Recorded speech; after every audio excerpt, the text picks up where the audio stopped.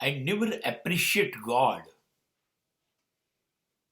And I never blame God. I only talk with Him. My talks are wordless. My talk to God is full of emotions. We know each other by emotion, not by words.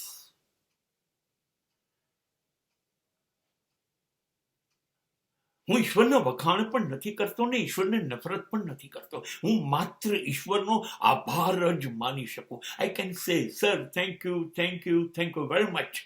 હું માત્ર ઈશ્વરને આટલું જ કહી શકું. મારી ઓકાત પણ શું છે કે હું ઈશ્વરને કંઈ કહી શકું? એનું સર્જન છું. હું મારા સર્જનહારને શબ્દ કેવી રીતે કહી શકું? અને મારે કશું નથી કહેવું,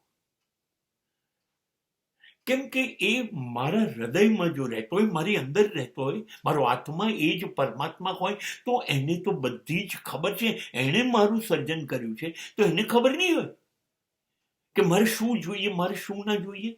તો એને ત્યારે જ ખબર પડશે જ્યારે હું કહીશ. હું કહું તો જ એને ખબર પડે. એવો કેવો મારો માતા, કેવું મારી પિતા, એ બધા કેવા છો મારા? નહીં. મારે એને કશું કહેવાની જરૂર નથી. જેણે બ્રહ્માંડનું સર્જન કર્યું એને કહેનાર હું કોણ? એટલી હેસિયત મારી કેવી રીતે થઈ ગઈ? એટલે ના હું નફરત કરી શકું, ના હું આરોપ મૂકી શકું.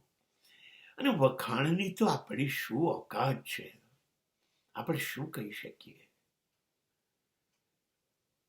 અસિતગિરી સમમ સ્યાત જલમ સિંધુ પાત્રે સુરૂપ તરવર શાખા લેખની પત્ર મુર્વી લિખત્યદિ ગૃહીત્વા શારદા સર્વકાલમ તદ્યપિ તવ ગુણાનામ ઈશ પારમ નયાતિ.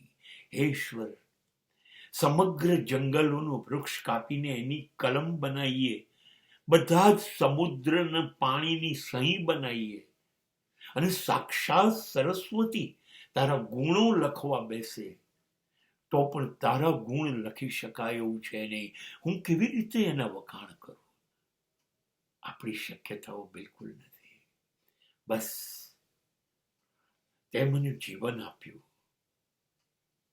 તારો ખૂબ આભાર.